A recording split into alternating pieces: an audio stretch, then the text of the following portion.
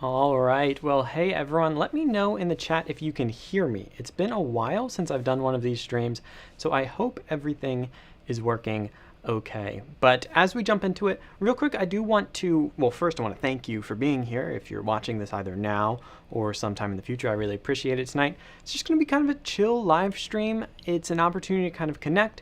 Once again, I took off the month of December, and I want to thank you all so much for providing me with that space to kind of rest and regroup. And today's kind of an opportunity to jump back into it. I've posted 2 interviews, I believe, maybe 3 interviews since I've been back in the month of January, but I wanted to be able to hang out a little bit tonight and answer some of your questions. Haven't done that in a while. Talk about the future of the channel and maybe a few life updates. Before we do that, though, I do want to address just one thing that I've gotten a couple messages about today.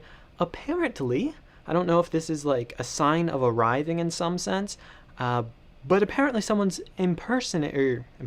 Yes, that's the right word. Impersonating me on YouTube. I believe their YouTube handle is Gospel Simplify or something like that, but they're using my logo and they are soliciting donations and comments. I will never solicit donations and comments.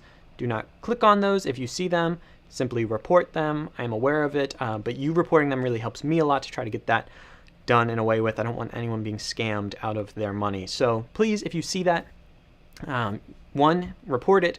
2, let me know so that I can know that this is still going on. I don't want that to persist. So thank you to those of you that have already let me know about that. I see people in the comments or in the chat letting me know that they can hear me, so thank you all so much. I have been switching to a new mic setup, so I'll have to get some feedback on that.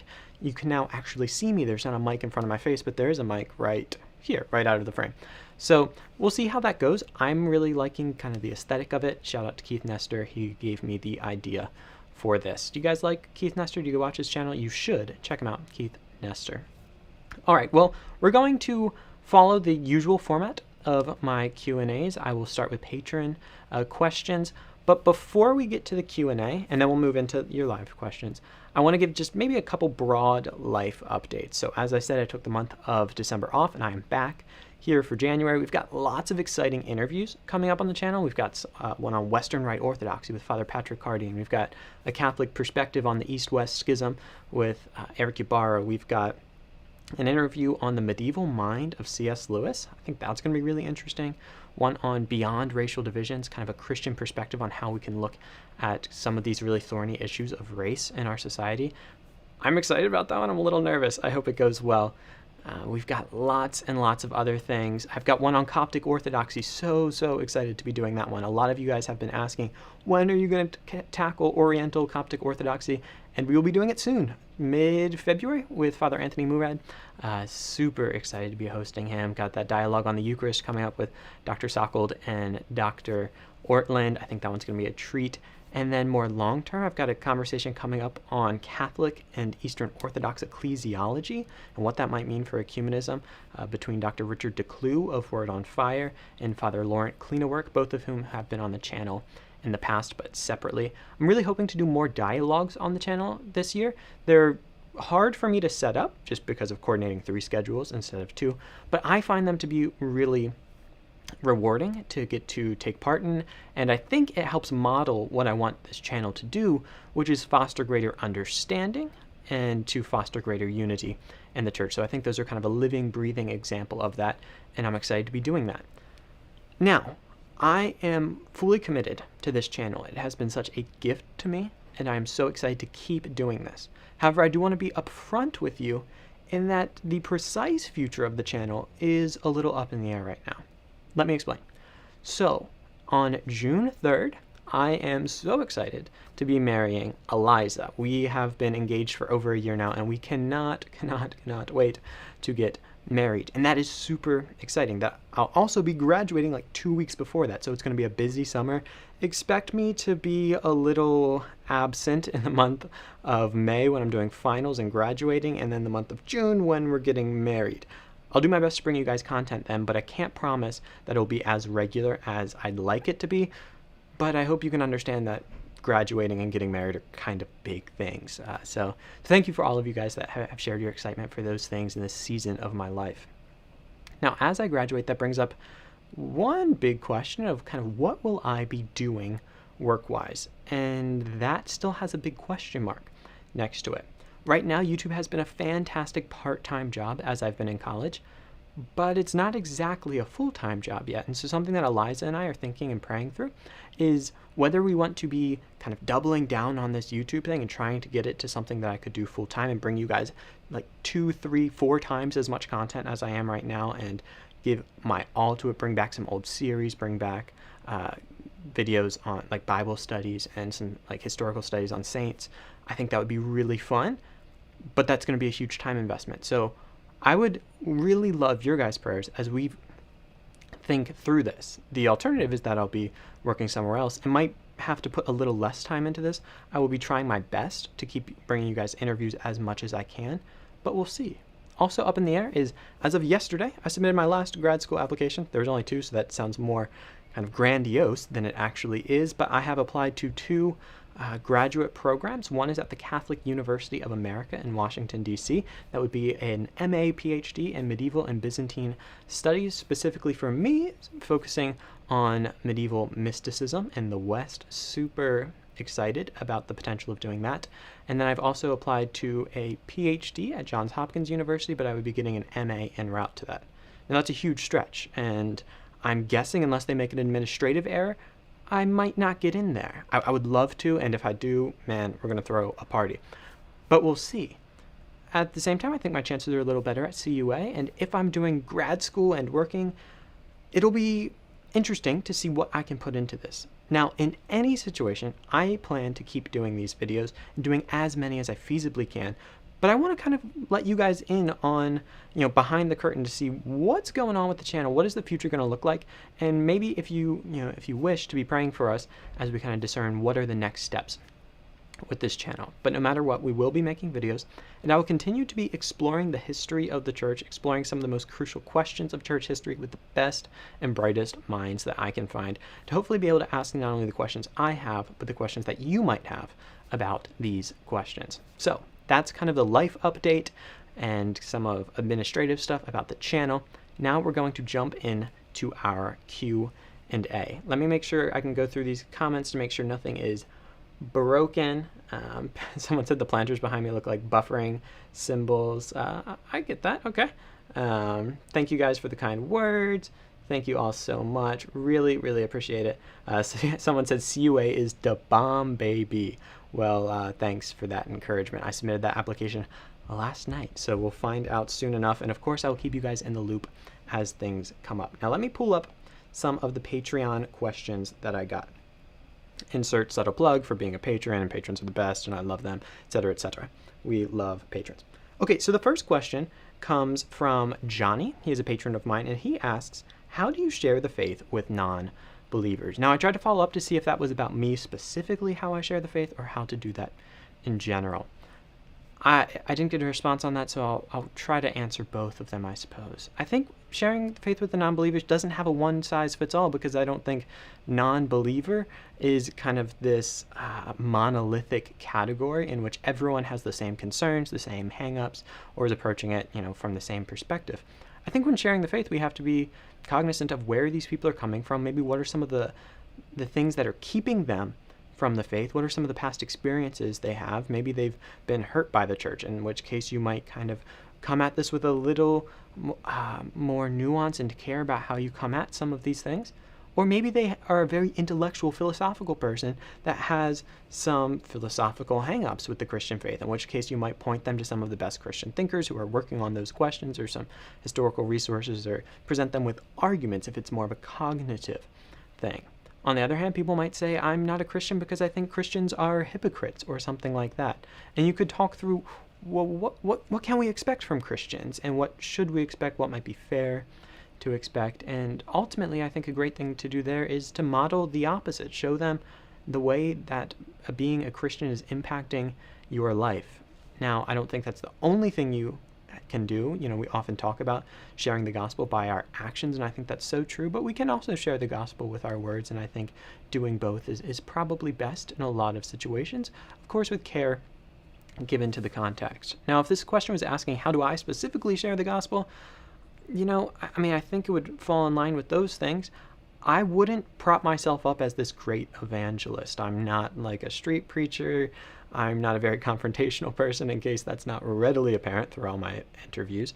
But I do enjoy having deep one-on-one conversations with people and talking about why I think Christianity actually makes sense. I like coming at things from that angle, that if we understand, if hypothetically speaking, if there was a God, well, what would he want? And what are some of the things he might do? And how might he reveal himself? And I think actually when we look at Christianity through those lenses, kind of like a classical theist approach, there actually is a sense in which, okay, maybe I don't believe at the very ground level of that, but I can see maybe the inner coherence of that, and I can see what you're getting at. If I can get someone to that point, I consider that a huge success in recognizing that I'm not going to be the person that converts every person, but hopefully I can at least put Christianity in a better light to them, whether through my actions or through my explanation of what Christianity is. So thank you so much for that question, Johnny, and hopefully that answers that. Brian Walters, shout out to Brian, he's been a patron for a while, I believe, asks, have you ever had Catholic or Orthodox viewers comment that your content helped them move towards the ancient churches from evangelicalism? If so, how do these comments make you feel? This was a great question because it is something that actually happens to me quite a bit. We'll get into this perhaps, but I'm working with a publisher right now, and I kind of jokingly titled myself the only non-Catholic apologist for the Catholic Church that I know, not excluding Orthodoxy there, but what I meant by that is that my videos and my research and sharing my journey, while it hasn't led me into the Catholic Church at this point in my life, it has for others. I get comments all the time of people saying that your videos helped me, become Catholic, become Orthodox. I went to RCIA because of your videos or whatnot. So that certainly happens. And the question of how does that make me feel? At first, when those started coming out, I didn't really know what to do with them because it wasn't conceptually what I was trying to do with my videos, though I could understand how it happened. And as I reflected on it more, it's honestly not something that particularly bothers me. So I view Catholics and Orthodox as full brothers and sisters in Christ. And my goal with this channel is to help people pursue truth wherever that may lead. Now, I don't get to dictate that journey for them. But if my videos are giving them helpful insights and they feel like they're getting a more clear picture of the truth and that leads them in a different direction than it leads me, that's not something that's really going to keep me up at night. As long as I'm able to give them what I think are the best resources to make an informed decision on those things. And in the end, if they become Catholic or Orthodox, I still view them as a brother in Christ. That's not to say that I don't see some of the differences as maybe important or meaningful. I don't want to downplay them, but at the same time, I'm also not a person that's over interested in hyping them up, building these huge walls, and kind of losing a ton of sleep over the fact that people might become Catholic or Orthodox because of my videos. Now, and I see some of your questions. Thank you so much. I will be coming to those in just a second. I've got a few more Patreon questions. I hope you can understand that I've got to prioritize my patrons as, well, they make all of this possible, and I'm super, super grateful for them. The penultimate, for a pretentious vocabulary word of the day, penultimate question from Patreon comes from Theodore Werner. And he says, in one of your videos, I think you begin to discuss the differences between Protestants and Catholics, namely how Protestants enjoy fellowship, whereas Catholics seem to have a more quiet, solitary experience in church. I would like to ask you about prayer, and namely if you think Protestants and Catholics have different prayer lives. He adds, I think they do. And I would generally agree with him. Now, I mean, of course, I think any two people might have a different prayer life, right? But I think you could make broad generalizations that would more or less align with reality about the fact that Catholics and Protestants may pray differently. Something as simple as the Rosary is going to be a great example of the way that Catholics and Protestants pray differently. Or even, to move that out a little further, the idea of rote or memorized prayer. Now, of course, there are more high church Protestants that have prayer books, especially Anglicans with the Book of Common Prayer, and they're all about these kind of pre-written prayers. And so I'm not ignorant of that, but I think if we want to talk generally, or maybe about evangelicals specifically, as that's what I'm most familiar with, I think there is generally a difference. Evangelicals are often put a premium in all things on a personal relationship with Jesus that tends to be marked by this sense of intimacy, kind of me and God, and we have this relationship. And I think that's great. I there's also this premium put on authenticity in that. So it's spontaneous prayer, and you might, because of that, notice a lot of likes or just God, just God, you like, yeah, and prayers as such, which I'm not bashing, I understand. On the other hand, Catholics have this great historical resource of prayers that the church has written throughout time that they are welcome to pray. Personally, I often pray the Liturgy of the Hours. I haven't gotten back into it as much this semester, but last semester it was a discipline I was working on. I would pray at least 3 times a day, as much as possible, not perfectly, but it was something that was greatly beneficial to me. Having that structure is something that I never had.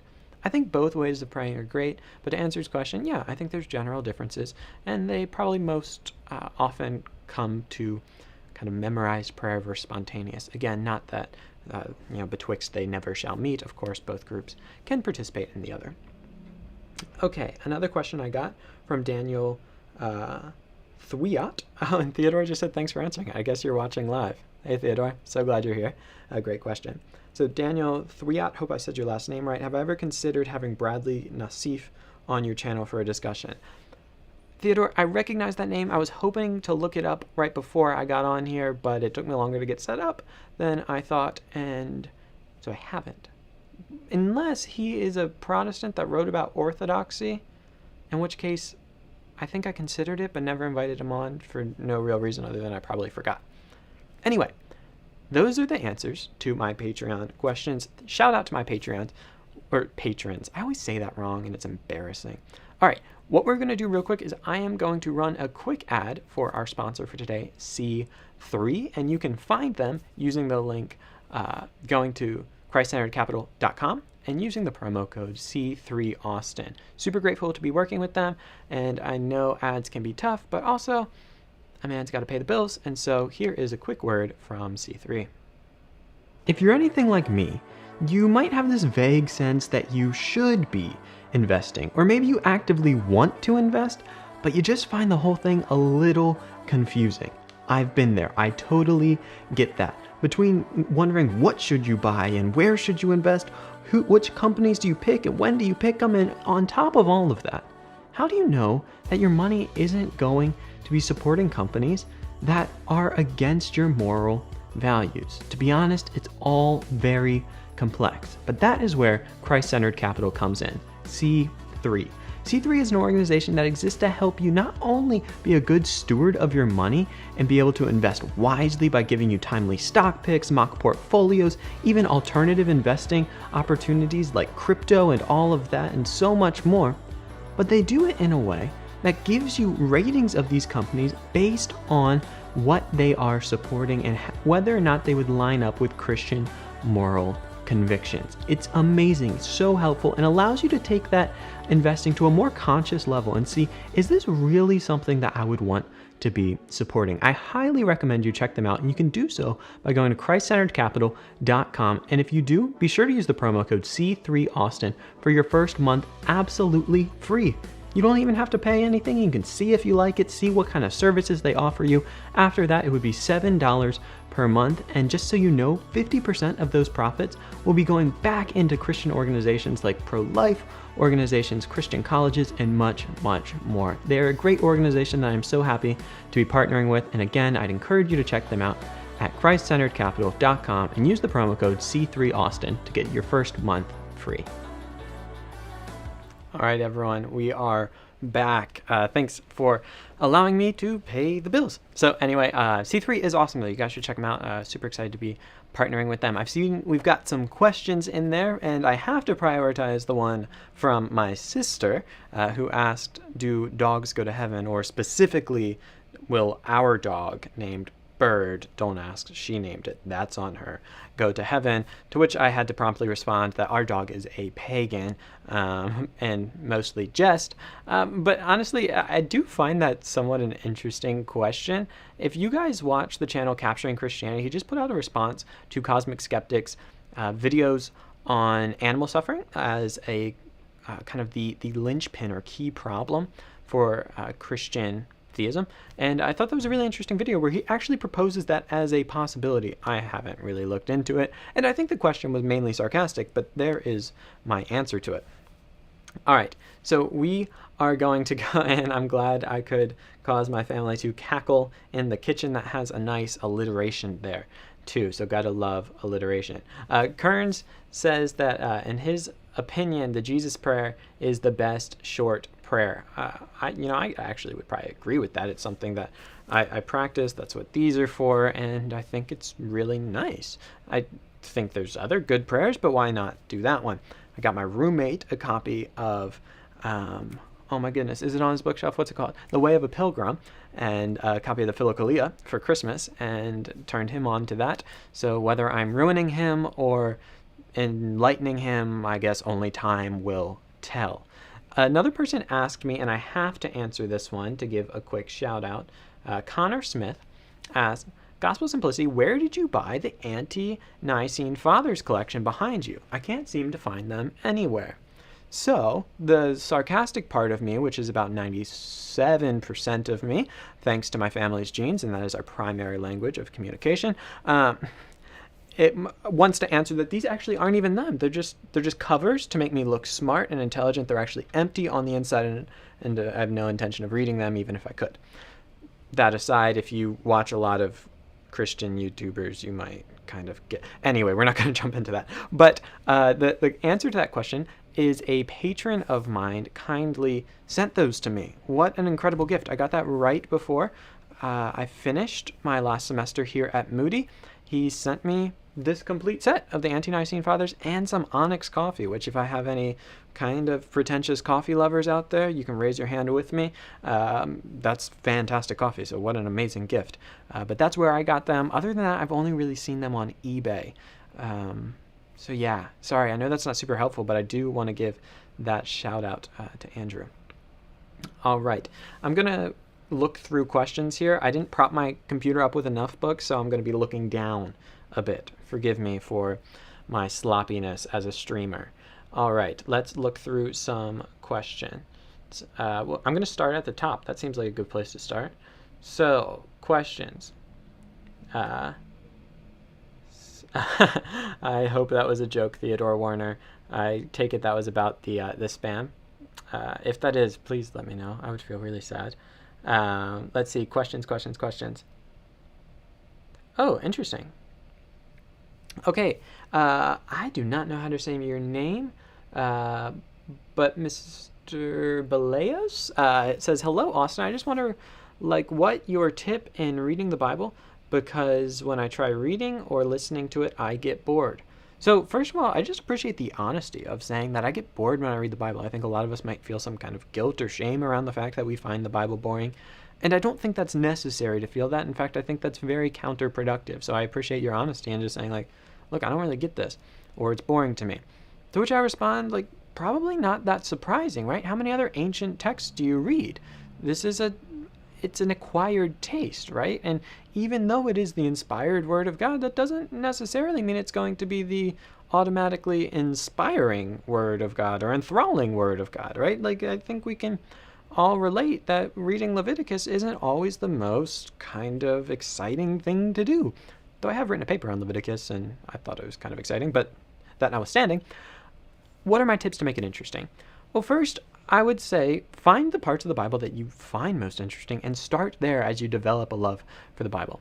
Also, for me, I find it interesting to kind of get to know the world of the Bible. I enjoy history, and I like to think of the people in the Bible not just as people in this random page, but to think of them as people that walked, talked, ate, slept, breathed, cooked in their kitchen, all of those things, and think about what that might look like as a cross-cultural experience of getting to be an observer on what their world was like. I would also encourage you to try different types of Bible reading. So in my evangelical tradition, the primary way of reading the Bible was kind of to acquire new Bible facts, right? To learn more things about the Bible so we could pass the proverbial Bible test when we get to the pearly gates. But that's certainly not the only way of reading the Bible, nor I would say maybe even the most helpful way of reading the Bible. There are lots of resources you could use for this. You could kind of go with a more meditative reading, something like Lectio Divina, which I think can be a really powerful way of engaging with Scripture, or praying with the Bible, which that kind of entails as well. I have a video on that, and I would encourage you to check that out. It's a whole new way to engage with Scripture. Not new as in no one's done it before, but perhaps you've never done it. And I think there's lots of ways. Check out maybe some videos that you enjoy that help illuminate the Bible. I Love the Bible Project, or they dropped the definite article like the Facebook did to become Facebook. So now they're Bible Project. I guess that means they've arrived. But check out something like that, something that illustrates it. Maybe that just makes it a little more fun for you. Maybe you're a visual learner. Or try a really aesthetically pleasing Bible. They no longer sponsor me, but Kindred Bibles are beautiful if you want to engage with Scripture in a different way. So hopefully some of those things are helpful. If you have more questions, I'm happy to answer questions around that. All right, going to keep going. Someone asked if I would be comfortable answering a question in the realm of predestination versus foreknowledge. Yeah, sure. I might not answer it super well, but you can ask it. Maybe you have. I'll keep scrolling. All right. And thanks for saying you're a big fan. Really appreciate that. Congrats on getting married. Thank you. Congratulations. Thank you. Thank you. Thank you. You all are so kind. Theodore, you went to CUA. No way. We could be like alumni buddies. That was a weird thing to say, but we're just going to roll with it as though it wasn't. Corey's thought about attending CUA. That's cool. I have gotten this question before, maybe from you, Jeremiah. I don't remember, but I remember seeing this. Will we be live streaming our wedding? The answer to that is probably, almost certainly not. That's not because I don't love you guys. That's not because I don't want to share the moment with you guys. But we're actually doing a very small, intimate wedding, followed by a big reception party.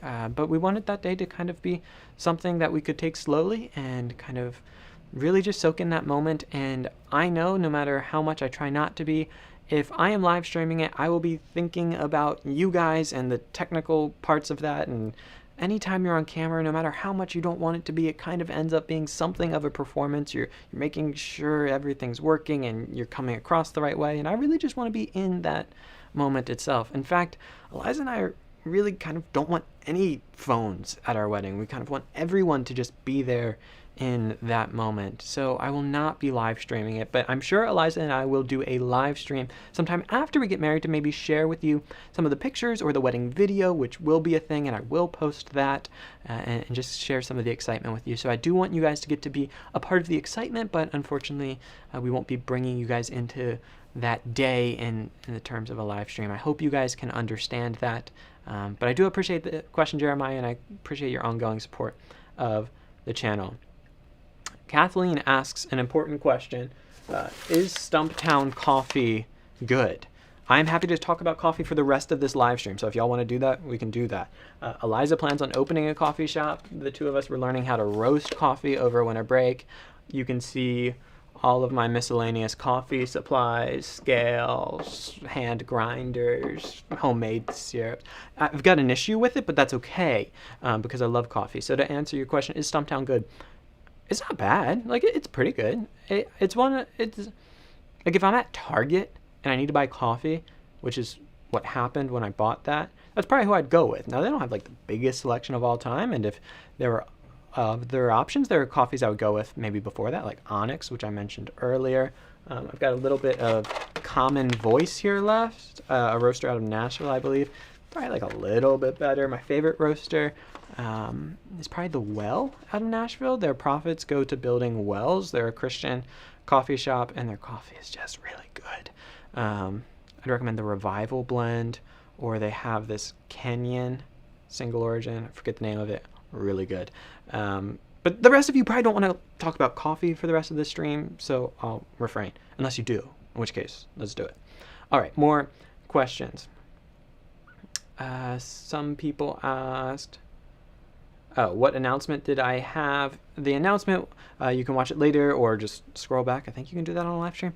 But it was essentially just about where I'm at with life right now, some of the potential streams of what the next year could look like, and letting you in on the fact that though I'll be doing the channel, no matter what, it could be like my full-time job, and I could be producing more content than I've ever produced. Or I could be a full-time grad student or working full-time somewhere else, in which case I'm really going to have to scale back a bit, but still keep bringing you guys the best content I can. So that was kind of the announcement, and also that someone is trying to scam you all by impersonating me in YouTube comments and to flag them. I think that was my announcement. All right. Someone said, "Hey, you got the chef anti-Nicene father set. Awesome." I'm like a real YouTuber now, I think. I think that's the litmus test for Christian YouTubers, right? I don't have to read them, but I have to have them. Someone says, what kind of music do I listen to? Oh, this is a great question. It depends on the season. I listen to a ton of lo-fi when I'm studying, a ton of lo-fi. Sometimes I'll listen to the channel Lo-Fi Girl, or sometimes I'll listen to Nourish.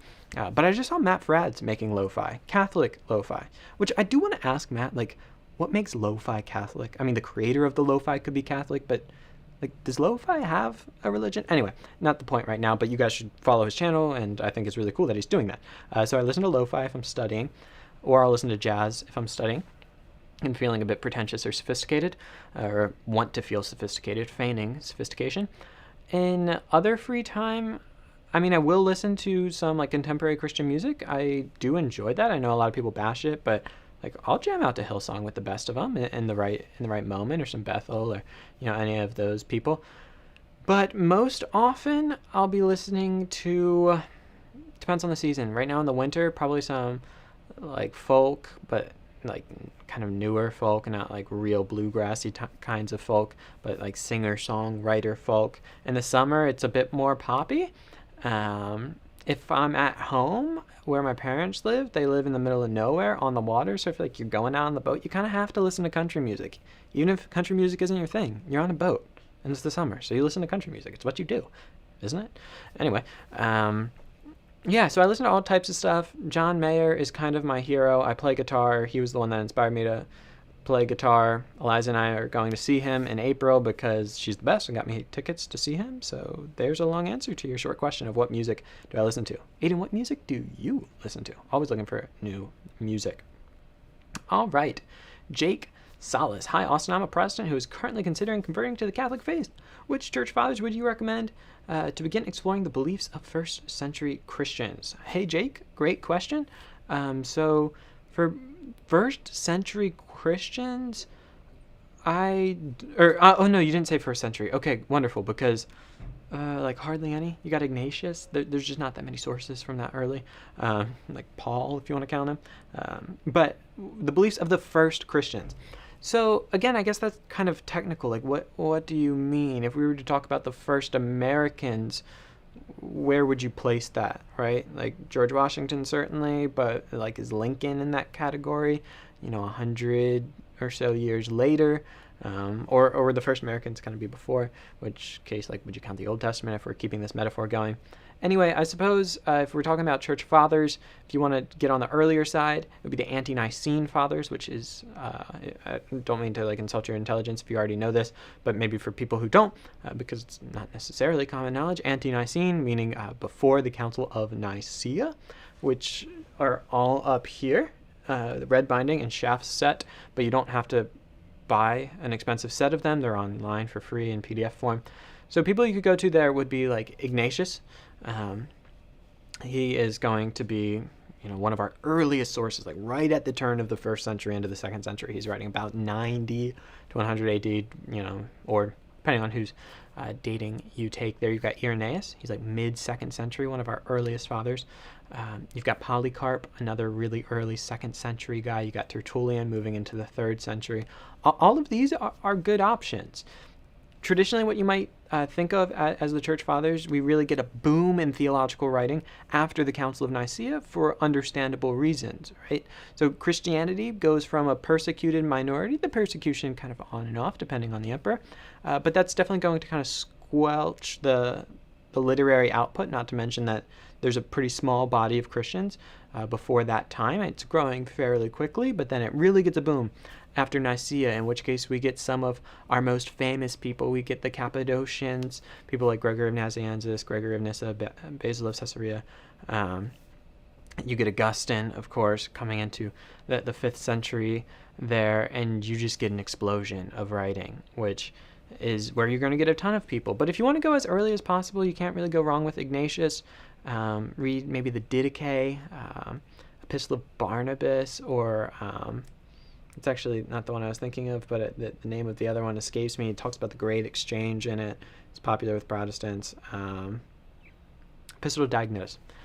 So that's a good one. Those are some places to start. But honestly, I would just pick up maybe a copy of the Apostolic Fathers.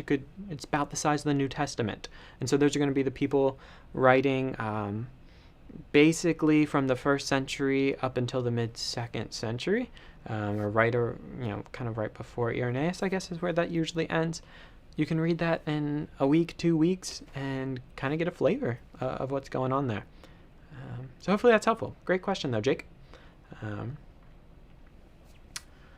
That's a really interesting question that Michael Shoemaker asks. He asks, have I thought about getting a co-host or hosts to help ease the burden of running the channel alone? Only slightly. Like, I've dipped my toe into the thought of that without fully exploring it. It's tricky. I would love to be able to expand gospel simplicity in that way, of making it something that's a little bigger than myself and could facilitate co-hosts. At the same time, I want to kind of keep a hold over the tone and the direction of gospel simplicity. There's a very specific way that I've been doing this that I want to be able to balance different things, or maybe not balance, but to be able to highlight certain things. So the way I interview is really important to me, and the way that I posture the channel within really contentious issues and areas of division, of just being a place that values truth, and so allowing people to kind of take that where it leads without much of an agenda, is something that's really important to me and kind of foundational to what gospel simplicity is. So if I could find people that I think could do those things really well, I think I'd be open to it in principle. It would take a lot of logistics to figure out, and on the front end probably be more work than it eases. But maybe. I don't know. We'll see. Great question, though. Let's see, what other questions do we have? So yeah, some people recommended books on the church fathers for you. I think those are good, and I'm not trying to necessarily disagree with the recommendations, but I don't think you can beat just reading them themselves, right? So if you're going to read the church fathers through a Catholic apologist, well, I wouldn't be surprised if you end up determining that the church fathers sound a lot like Catholics, right? Anytime we're getting excerpts, we have to recognize that there's a level of human bias coming in by what we're choosing. And that even happens when we talk about early church fathers, right? Because we're already defining this group as church fathers, when there are other people writing at this time who we've chosen to exclude from that. So just something like historically to be aware of and to think about as you're going through these. If you're reading it from all Protestant excerpts, you might find a lot of things that sound like Protestants or Orthodox or whatnot. So I'm not saying you can't do that, but I'm saying I would highly suggest starting with just reading the fathers themselves.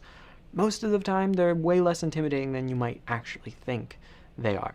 So, yeah, I would recommend that.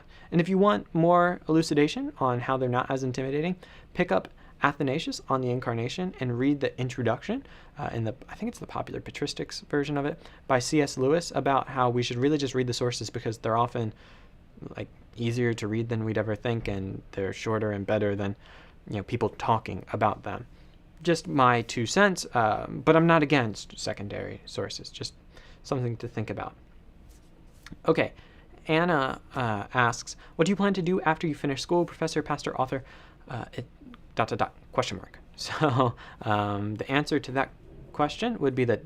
question mark, because some of it's still up in the air. So I am pursuing graduate school, which would have the goal of writing and teaching, and also aiding what I do here on YouTube and trying to be a voice for ecumenism, and a voice calling people to look at the sources well and to seek truth wherever that may lead. Hopefully writing is a part of that. I'm currently exploring some options with a publisher, so we'll see. That may come about sooner than later, but a lot of that is in a very early stage. Pastoring, I'm not opposed to either. We'll see. There is a lot up in the air, but right now I guess the thing I'm putting the most energy and effort in to is kind of setting myself up for grad school and seeing the doors that might open. So great question, Anna. All right, someone recommended Thomas Aquinas and St. Augustine. I might just add that Thomas Aquinas is like nowhere near one of the first Christians. That's not a diss on Thomas. Thomas is brilliant. Can I call him Thomas? Are we on a first name basis? You should read him at some point, sure. But he's not really one of the first Christians. Maybe there was more back and forth that I missed there, though. All right. Some people said, thank you for acknowledging we are brethren in Christ. Absolutely happy to do so. Thanks for the reading advice. Cool. Prayer and prayers were awesome. Yep. Okay. Sorry. there's a lot more questions in here than I thought. Thank you all so much for asking these. I am getting back towards real time, and I am scrolling and talking out loud because, well, that's what you have to do when you do these things. Some people are way smoother at this than I am. Yeah. Someone said, isn't all creation saved by Jesus? So yeah, we certainly do have language of kind of Christ as a cosmic redeemer, and there's people that could talk about this far more eloquently than I do, but we've got that in like Colossians 1:18 and some other places of Christ, the one in whom all things adhere, and Paul talks about all creation groaning for renewal, and so I think we do have talk of that. I imagine this question came in around the question of dogs going to heaven. I don't know exactly what that would entail. I'm gonna leave it there. But yes, in principle, that is a good thing. So Naomi said, "Hey, I am new." Hey, Naomi, nice to meet you. Austin, Naomi, sweet, we're friends now. What denomination am I a part of? I don't necessarily have any formal denominational affiliation. I grew up in a non-denominational church, went to like one church my whole life up until I was in college. When I came to college, I also found a non-denominational church, attended an Anglican church for a bit, have gone to some other churches, but I'm not I wasn't baptized into any specific denomination. I was baptized in a non-denominational church. So that's probably the best description of what denomination I belong to. Ooh, okay. Andrew asked, does Satan have free will? In Matthew, it shows Satan knows the scriptures. If he knows the scriptures, then why would Satan follow the prophecies of him in Revelation?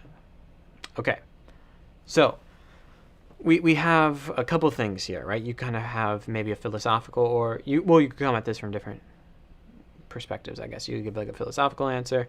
Does Satan have free will? You could give kind of a systematic, or maybe just a biblical theological answer.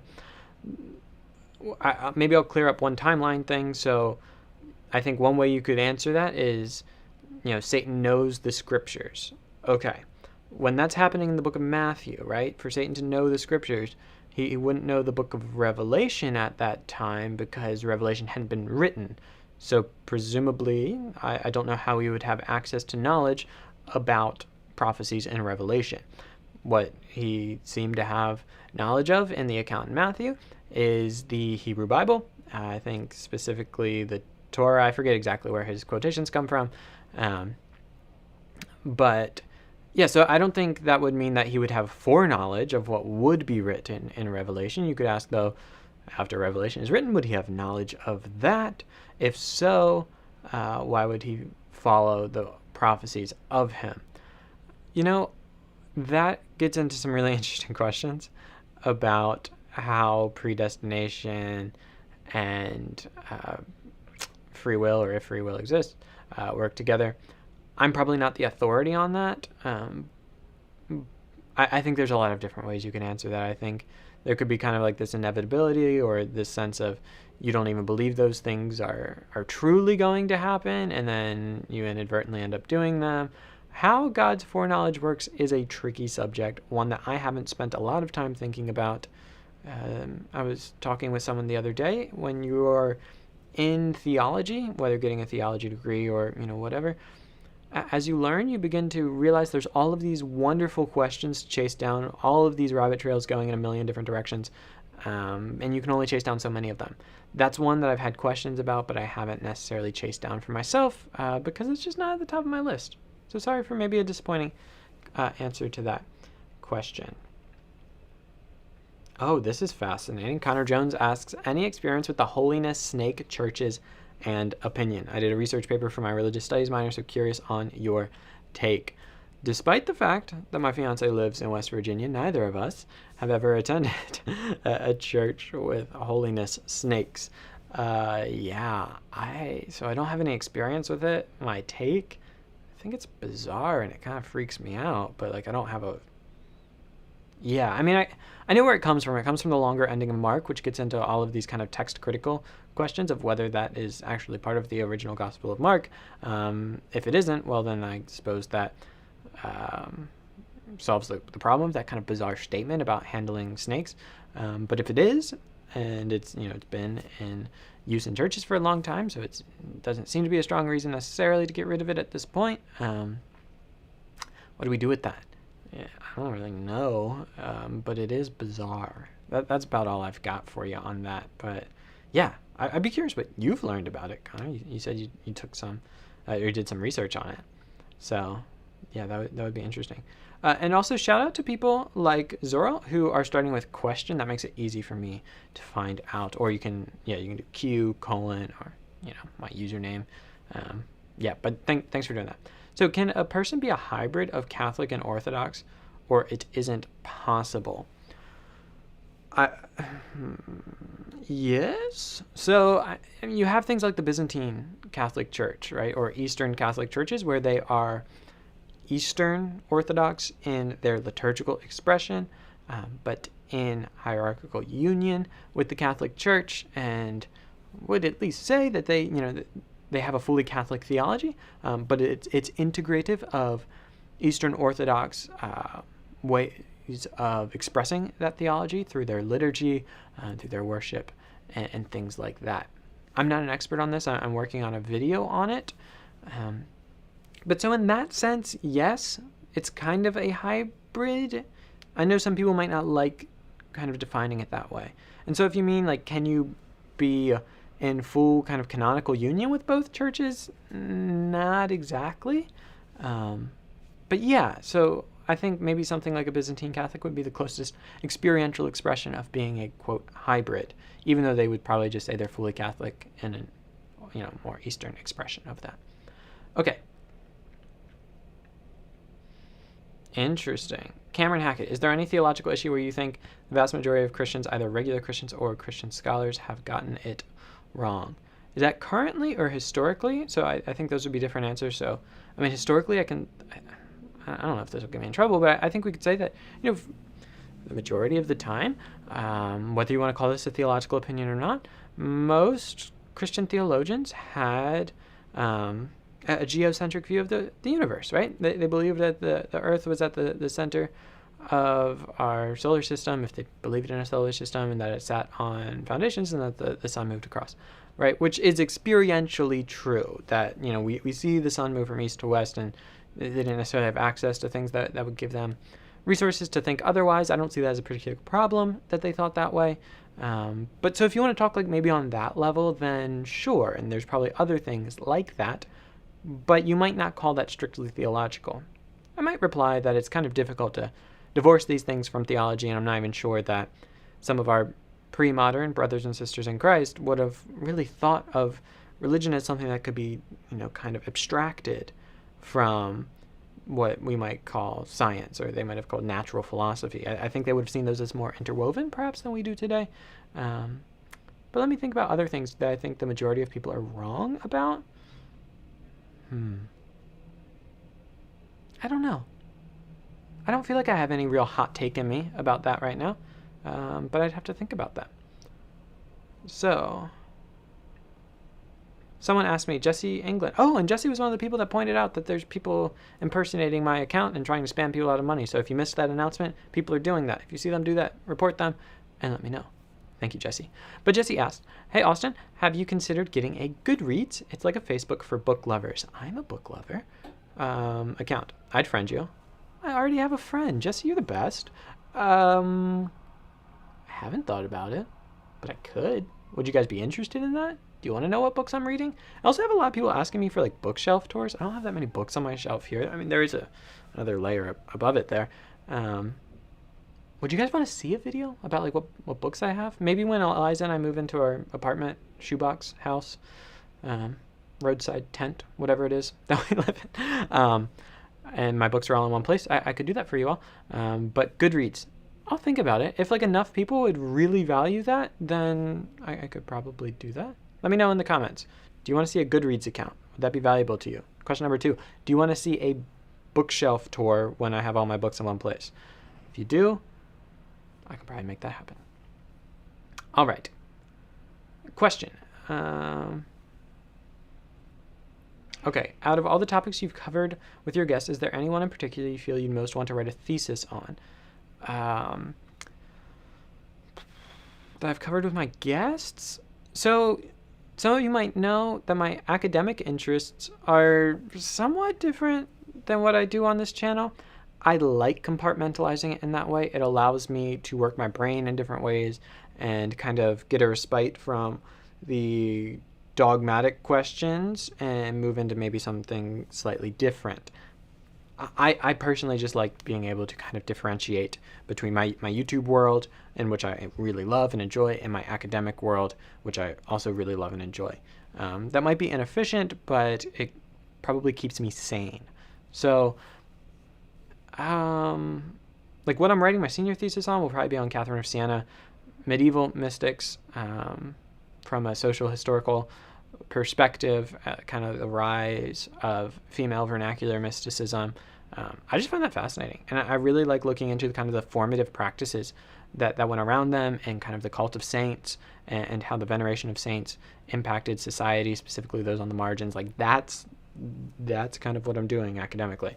That's what I wrote my writing sample on. I've got like an 11,000 word paper on Catherine of Siena and her interaction with social outsiders in her letters, which you all might be saying, like, that sounds really different than what you do on your channel, to which I would respond, yeah, it is.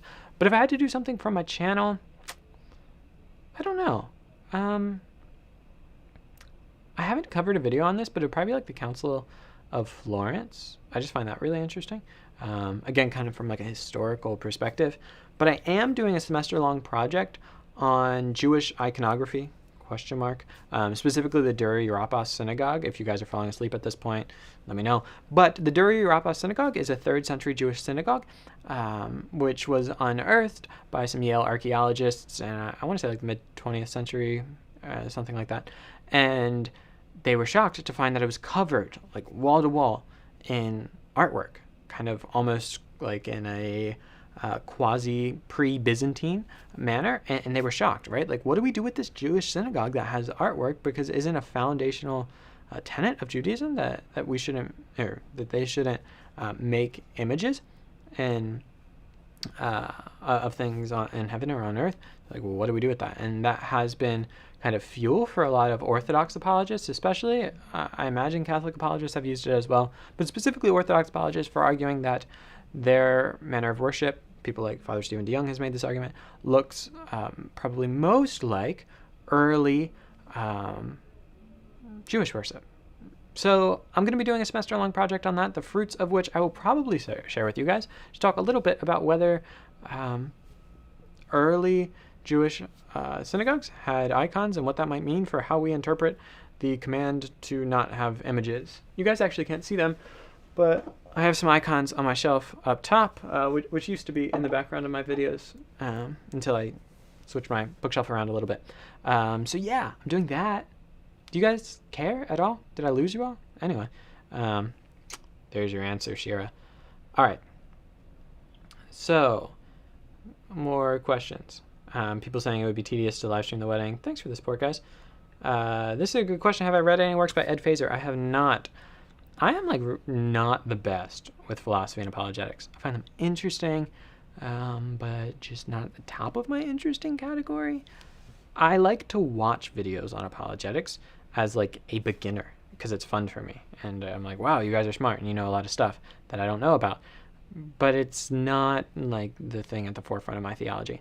Kind of historical theology, history, social history. Done a lot of work in Christology, but yeah, just haven't done that much in that area. All right, let's see. Someone saying they have an MA from Franciscan as a Protestant. That's cool. What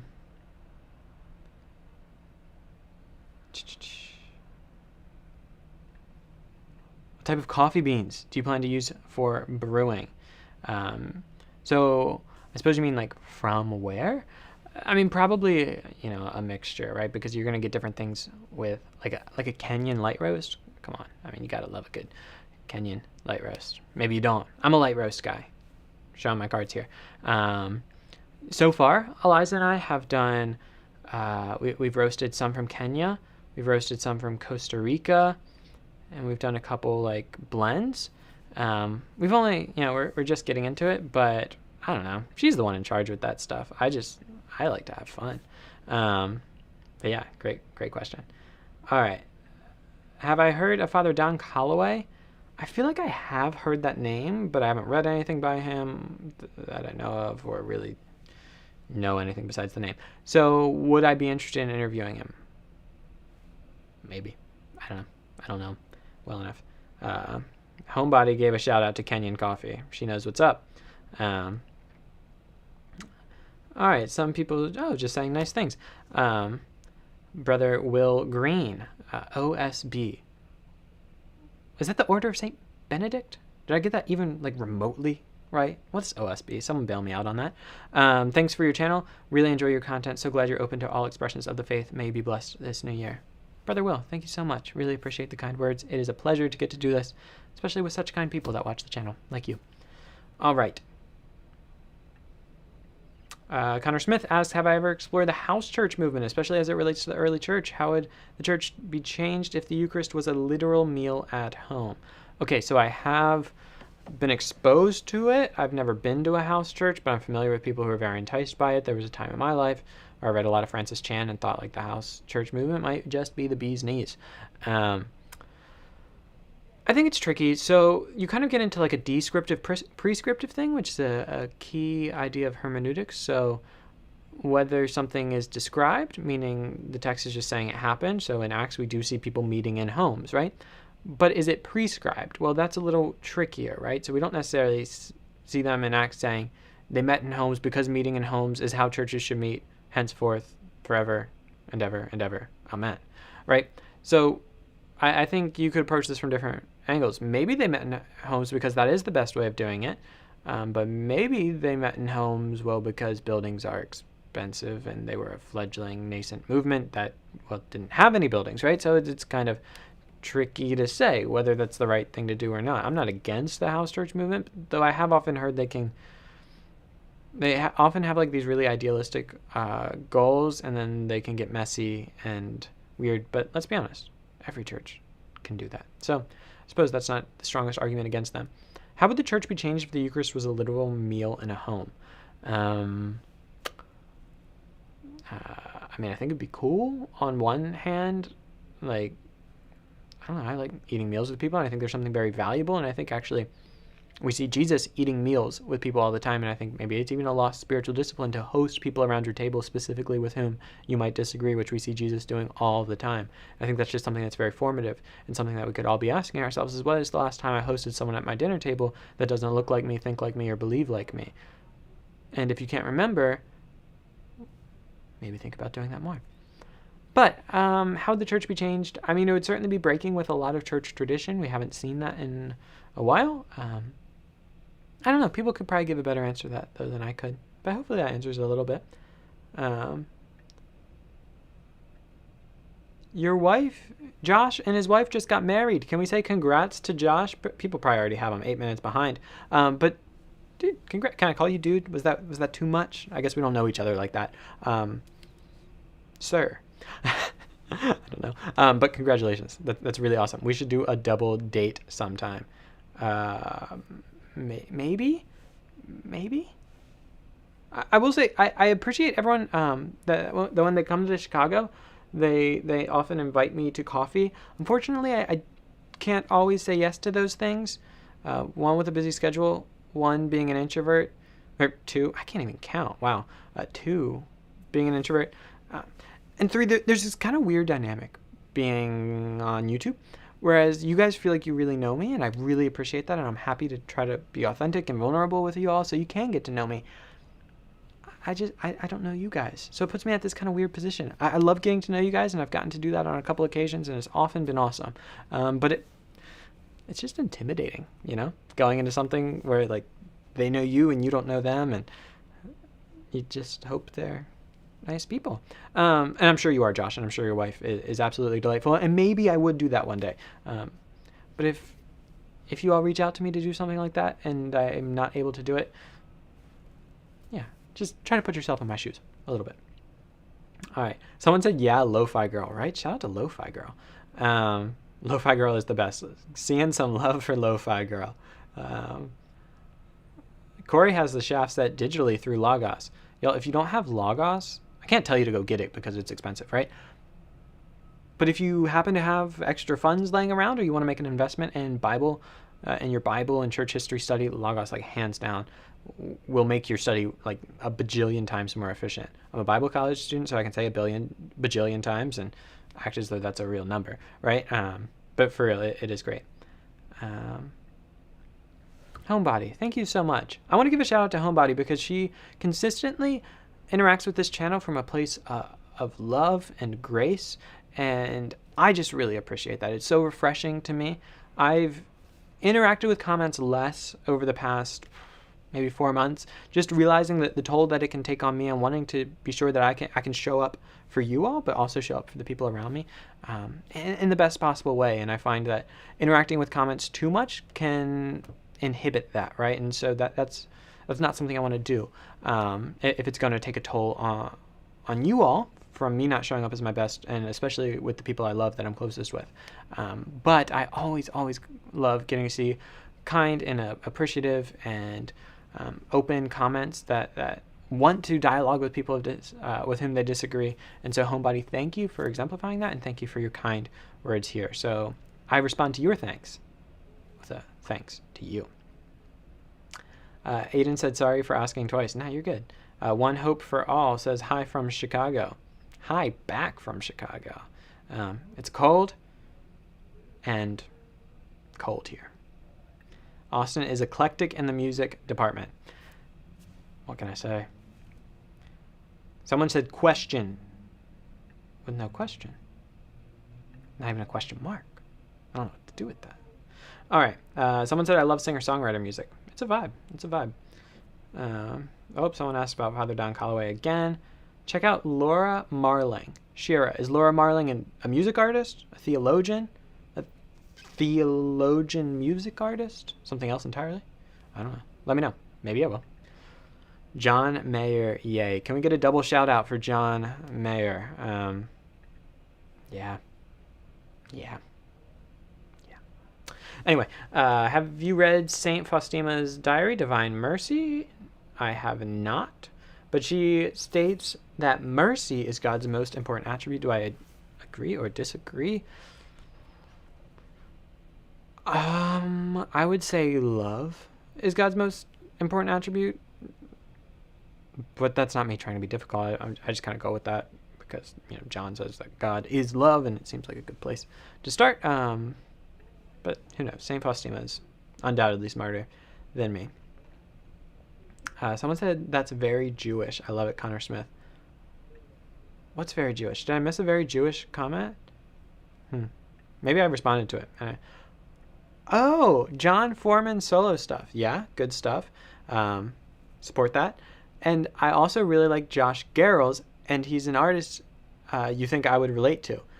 So Josh Garrels was going to be the artist behind Eliza and I's First Dance. We were going to do Heaven's Knife as our first dance song, and it is fire, and I love Josh Garrels. We both love Josh Garrels.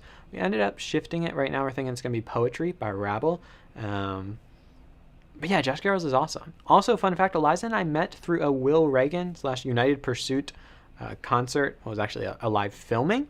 If you search up United Pursuit live in Baltimore, you can see Eliza. She had blue hair back then. I'm only in a frame for like half a second, but that's actually how we met. So special place in my heart for Will Reagan, who's very much in the Josh Garrels world. So if you don't know Will Reagan / United Pursuit, check him out. Good stuff. Matthew Bartko asks, speaking of the future and your future in particular, does this channel allow you to save for retirement? I suppose that's an appropriate question given my sponsor, C3, Christ Center Capital. Use the promo code C3 Austin for your first month free, I think is it. Anyway, does this channel allow me to save for retirement? I suppose any income, right, allows you to save for retirement, but it just depends on how you want to prioritize that income. I will say, I'm very blessed right now that I have very low expenses. My parents have very generously paid for my college up to this point, which allows me and my main expenses to be kind of like food, things for this YouTube channel, and saving, mainly to pay off student loan debts that we, Eliza and I, will have, because it'll be our money, so that we will have, and some other debts that we will have because our money will be together. So yes, at the moment it allows me to save for retirement. Now, when we get married, it'll be much more difficult to do that. At the current income, we would be hard pressed to really be getting by in a lot of ways. That's not a complaint. That's just kind of the reality. So it's going to have to be supplemented either by doing more videos to increase income, or by doing something else to, well, increase income. But I have been incredibly blessed to have been raised with wonderful financial advice from my dad, who taught anyone know Financial Peace? Dave Ramsey, we'll just give him a little plug here. He taught those books for almost those classes for almost my entire childhood, passed that wisdom and advice on to me from a very young age. And for as long as I can remember, he had been teaching us to give, save, and spend with our money. The best part of having money is to be able to give it away, and that with the money we do have, we want to be responsible stewards of it and save for the future. So, yes, thank you for the question, Matthew. Matthew Lindsay says, "Whoa, dude, where did the hair go?" I did get a haircut recently, but I'm guessing that's not what you're talking about. You're probably talking about the haircut I got before when I had really long hair, in which case it fell onto the floor, was swept up at the salon, and probably went into the trash. I should have done like a wig out of it, but I forgot to do it. It's kind of an impulse decision. Anyway, I cut it.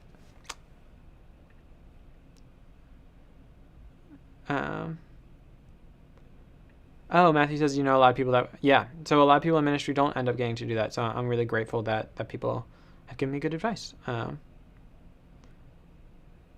So do you edit your own videos, or do I have an assistant? I don't have an assistant. I have no assistant. That'd be pretty cool if anyone wants to be like a free assistant. But no, I edit my own videos. Actually, before I did YouTube, I did wedding videos, which is something I plan to keep doing on the side, again, as a way of supplementing income. And so I have a background in videography. I actually worked at a church doing videography for them before college. So it's not a big deal for me to edit these. They're very easy, but I actually do miss doing more creative videos. I want to do more church tours, do those in a unique way, and really bring you guys some more interesting content. Just not something I have a lot of margin for right now as I'm in school. All right. What is lo-fi? How do you define lo-fi? Search up lo-fi girl, and you'll get some lo-fi. Is it like low definition? Is that what it is? I mean, basically, like, do you know what chill hop is? Or like study beats? I don't know. How do you define lo-fi? Someone give me a good definition of lo-fi in the chat, and I'll put it on here. I don't know. It's lo-fi. Anyone got a good definition of lo-fi? Okay, so someone said just search it up. Yeah. All right, so people are giving answers to lo-fi. I'm a little behind.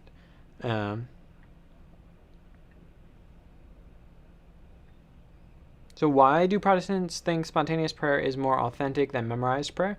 Some of my most inauthentic prayers were spontaneous, often just trying to think of something pious to say. Fair, right? Like, I don't think that it goes along these neat lines of spontaneous equals authentic and, pre-written or whatever, memorized is inauthentic. Fair.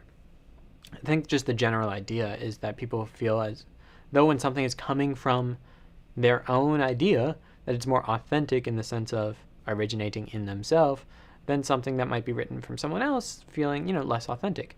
Now, whether that's even a good definition of authenticity and whether our society operates on kind of a flawed sense of authenticity and individuality, that would be a fun conversation. But yeah, I don't think it has to be, but I think that's probably the general reason why people think it is. Again, yeah, not necessarily the best, and I agree.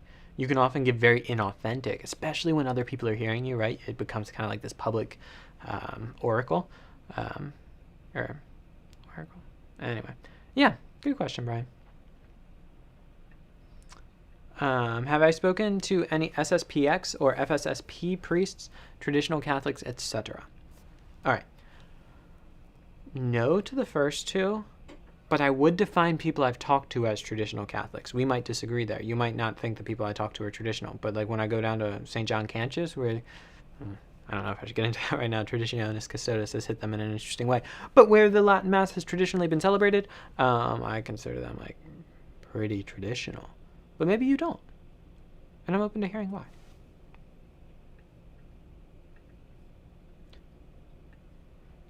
Someone asked, am I going to have any other confessional Lutherans on the channel? Open to it. I just don't know that many. So Pastor Wolfmueller, loved having him on. Dr. Cooper had him on multiple times. Love having him on. He's a great guy. I'd have both of them back on. But I do try to have new guests on. More than just recycling. Recycling's not the right word. But going back to old guests, although I am happy to re-host people, and I've begun doing that. But if you have recommendations for good confessional Lutherans, let me know. I'm open to having more. I think confessional Lutheranism is very interesting, especially in this context.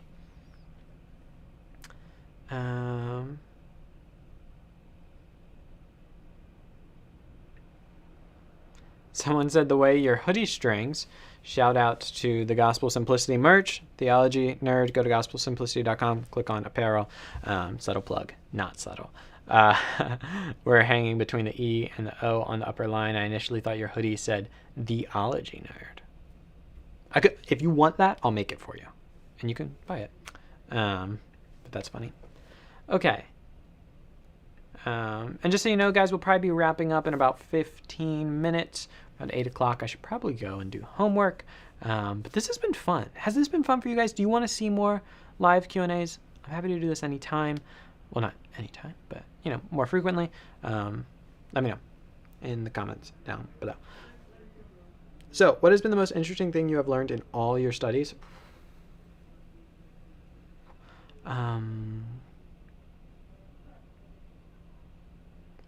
That's really hard. I'm going to make that dramatic by pouring myself a glass of water while I think to answer that question.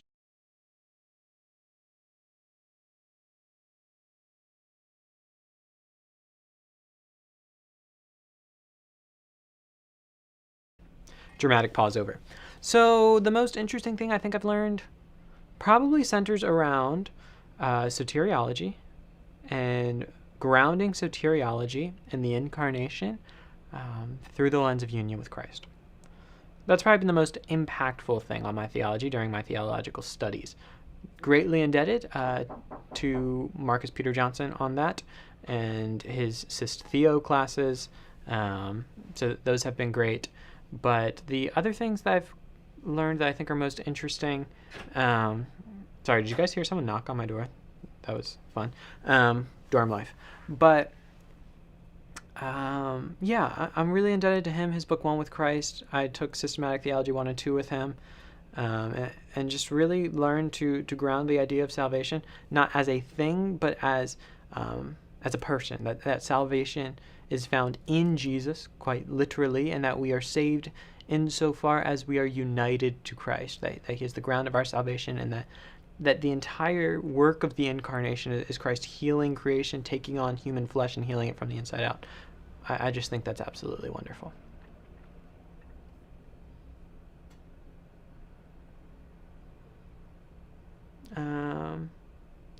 Does the block universe view of time explain predestination? It might if I knew what it was. I really might. Really might. All right. I poured this and haven't even had to drink. Shout out to my future father-in-law who got me this custom Gospel Simplicity Yeti. Shout out to him. Where do you think that theology and philosophy can clash? There has been many movements in church history that have adopted Aristotelian philosophy or have get rid of it. Yeah. So I would say that philosophy should be a tool in the resource of the systematic theologian, right? So systematic theology is that discipline which gathers insight from a broad range of philosophical and theological methods, as well as history, et cetera, et cetera. So you kind of take the biblical data, the philosophical, the historical, you have to kind of bring them all together to create a coherent system. I think philosophy is inevitable, right? So I think we like to think that we interpret the Bible as kind of tabula rasa, as these blank slates, that there's nothing between us and the text, that it's just like this direct transfer, and that we have nothing to do with that. Whatever your thoughts are on postmodernism, I think at the very least we've learned a lot about the fact that we do have a role to play, and that we do bring ourselves and our experiences to the text, and that's going to color how we read it, which includes philosophy, whether we think of it overtly in something as defined as like Aristotelian philosophy, or just more prevailing philosophies that go unnoticed. They're always going to shape how we interact with the text, but ideally we should be seeking to use philosophy as a tool, but not be overly captive to one way of doing philosophy. So I think Aristotle shouldn't be like an equal authority with Scripture. I don't think that's that controversial. People make the claim that Aquinas does that. I'm not actually sure he does. So I think we can go too far, though, with it, but I'm not completely sold that anyone's rid themselves of philosophy entirely.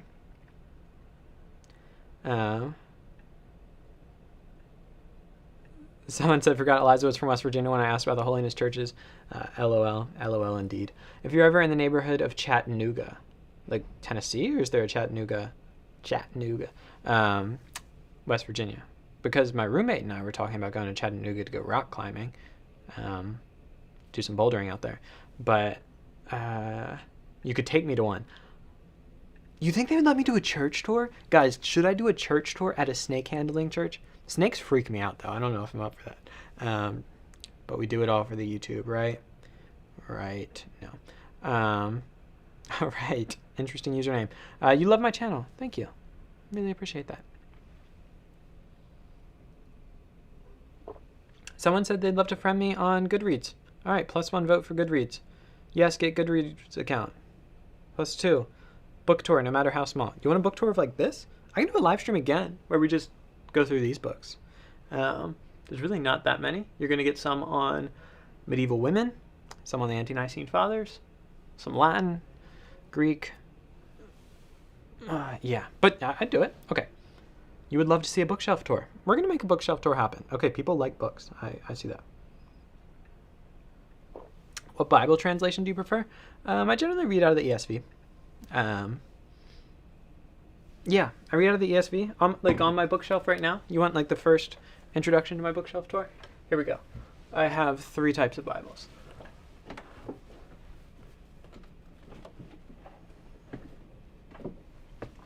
Here are the Bibles I have on my bookshelf. This is the most abbreviated bookshelf tour. This is the Bible bookshelf tour. You ready?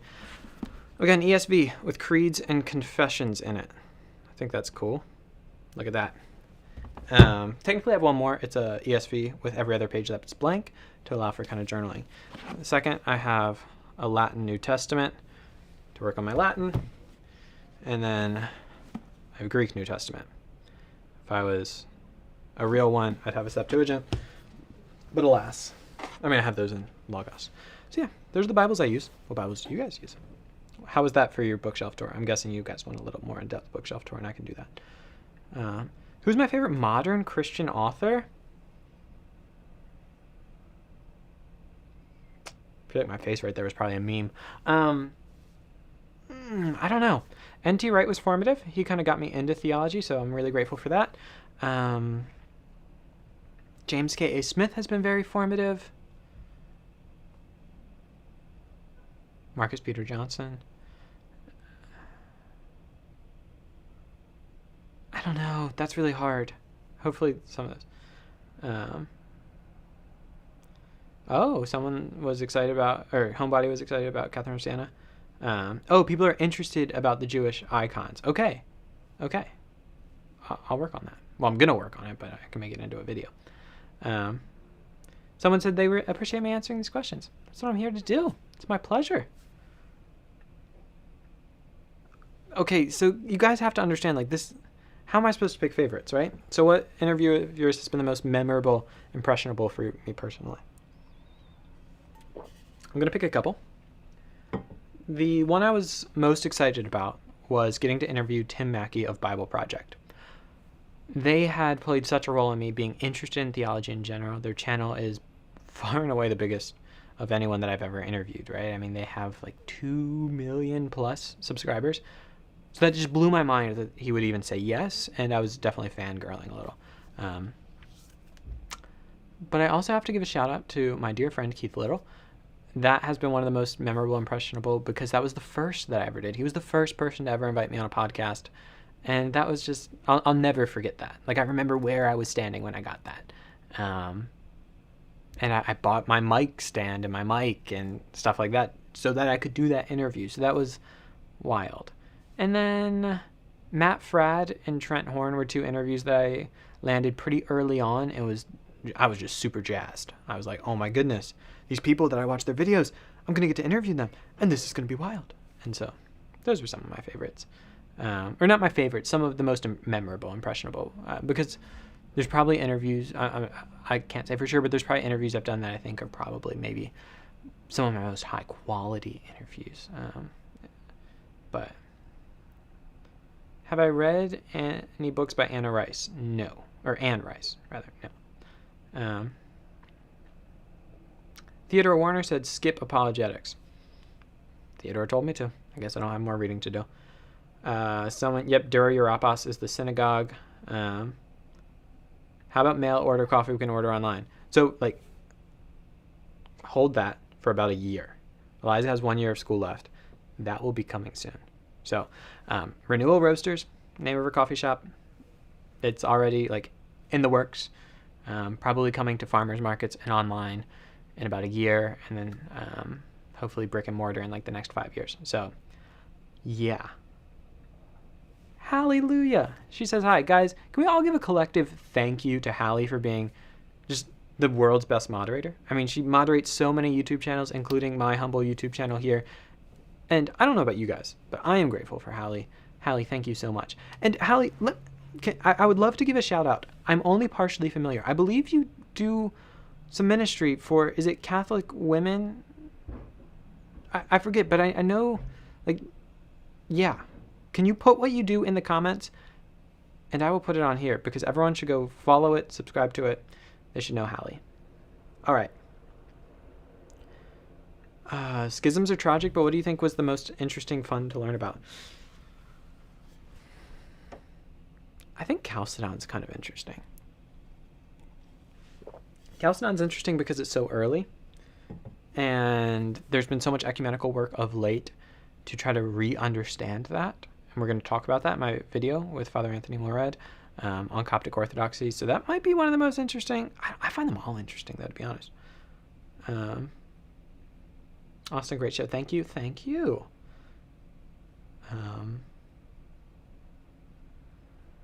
People saying congrats. Appreciate it. All right. And again, we're going to go for about 5 more minutes. Hallie. Ooh, John Mayer. Ooh. Just when I thought we were friends. Just kidding, Hallie. That's okay. You can have that opinion, even if I disagree with it, and we can still be friends. Because that's what we do here on Gospel Simplicity. We disagree cordially, even when it's about something so fundamentally important, like the incredible talent of John Mayer. Okay, moving on. I'm kidding, mainly. I just realized, has this mic been in the shot the whole time, or is it kind of just falling? Oh, well. Well, you know what we'll do to fix that? We'll just crop in. We only have like a couple minutes left, but we'll do that because it's going to bother me. Look at this. Ready? Mic be gone. Mic be gone. Gravity. Okay. John Mayer song. Sorry, Judith. Sorry. So off topic. Thank you so much for this channel. My pleasure. Do you think it's actually possible, debate, to come to a conclusion on what to choose, or do they enlighten you, Holy Spirit uses it to guide you to right? I'm guessing that's about, like, is it possible to know definitively whether Catholicism / Orthodoxy / Protestantism / other is true? I think that's what you're asking. If it's not, let me know, and I'll try to circle back to it. definitive is a really tricky thing. So do we know it like empirically definitively, or in the sense of like syllogistically, like it can't be refuted? I don't think so. In my journey of investigating these things, I've come to accept that the best you're going to do is kind of a probabilistic argument that, like, given the historical and theological and biblical data, X position or X church seems to be, on aggregate, the best, right? But I don't think there's going to be like this airtight, knockdown, drag out, all evidence points to this, and there's nothing to make you think otherwise. I just don't think that aligns with our experience of the data. All right.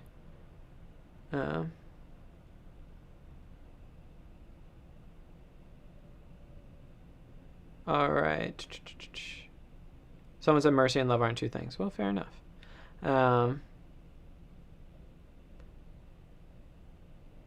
Reading. Oh, Theoria asks, whoa, how do you get comments up on the screen like that? Should I share the industry secret? Yeah, of course I will. There's no secrets on my channel. I use a program called Ecamm Live, and there's a function where I can see the comments and I can just drag them on the screen. Pretty nifty. If you have any questions about it, Theoria, I think you have we've talked. You have my contact somehow, whether it's my email or we talked on Instagram. I'd be happy to tell you about it. Weren't we going to do something together too? Did I blow that up? Is that my bad? Have we just not scheduled that? Let me know. Happy to come on your channel. We'll do something if you still want. If you don't want, that's cool too. What are my thoughts on the Pope suppressing the Latin Rite? Why do I bring up these questions?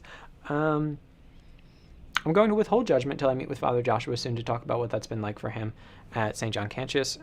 I think he's handled the situation very admirably and with great respect and deference given to those placed in authority above him, while also, grieving.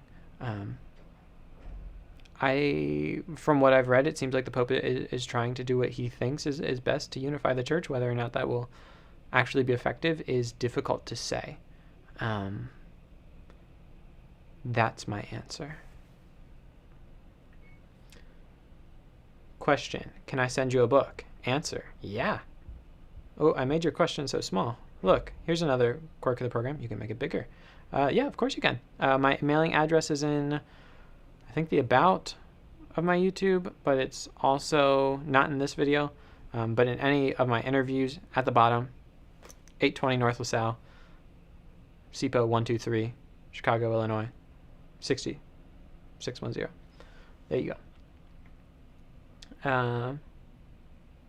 How did I know that my fiance is the right person to get married to? What a wonderful question, and shall we end with this one? I think that I knew that my fiance... I think there's a lot of ways that you know, right? And so many of them are kind of these like precognitive ways of knowing, which is, there's actually really interesting studies on people who are notoriously bad at answering questions like this because the part of our brain that is processing those feelings is often disconnected from our more our verbal side and our more reasoning side of it. But I will do my best. So the way I usually think of this is I knew that I wanted to marry Eliza when I knew that all my life I've wanted to be the best at whatever I do.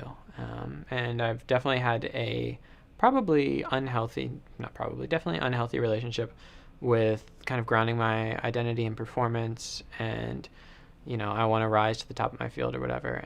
And I really knew I wanted to get married when I realized that if I was the best author, and I was the most famous YouTuber, or I was, the best preacher, teacher, whatever, but I didn't love Eliza well, that life would it would feel like a failure. That would be so far from success to me. And so that's kind of when I knew I wanted to get married. But I think why Eliza specifically, I think there's a lot of things, right? Of that sense of, I always want to be around you, and not in like a controlling way. We're pretty good about having our boundaries, I think, in that, but in the sense of, I think we both make each other's lives better, and we are better together than we are apart. And we genuinely want to spend the rest of our life getting to know and learn and love one another as best as we can. That's probably the best answer I can give to that question. And probably the best question to end on. But thank you all so much for your questions. I'm sure there are ones in here that I should get to. But I think, oh, wait, there was a super chat. Yes, we would love more Q&As. Thanks for your channel. I can do more Q&As. And I'm going to hope to do some Q&As on Instagram. So I haven't been very active on Instagram, but if you want to follow me, Gospel of Simplicity, I'm going to try to do Instagram story Q&As on Fridays. So again, Gospel of Simplicity on Instagram if you're on there. I've been terrible at keeping up with Instagram. One thing I want to do in the new year is do a little better with that. One way it's going to start is Instagram story Q&As. So I'll do some of those, but I'll definitely be back on YouTube doing that. Hallie, did you put in here what you do? Kelly Suggs, yes, that is my mother. And you would know her by the number of exclamations, because she is one of the most enthusiastic people you will ever meet. So if you see someone comment with tons of exclamation marks, good chance it's my mother. Also, if they have my last name, it's a very good chance it's my mother. But yes, there is a relationship there. All right, everyone, thank you so much for being here. I want to thank you all very, very much. God bless you all. And I will see you next time.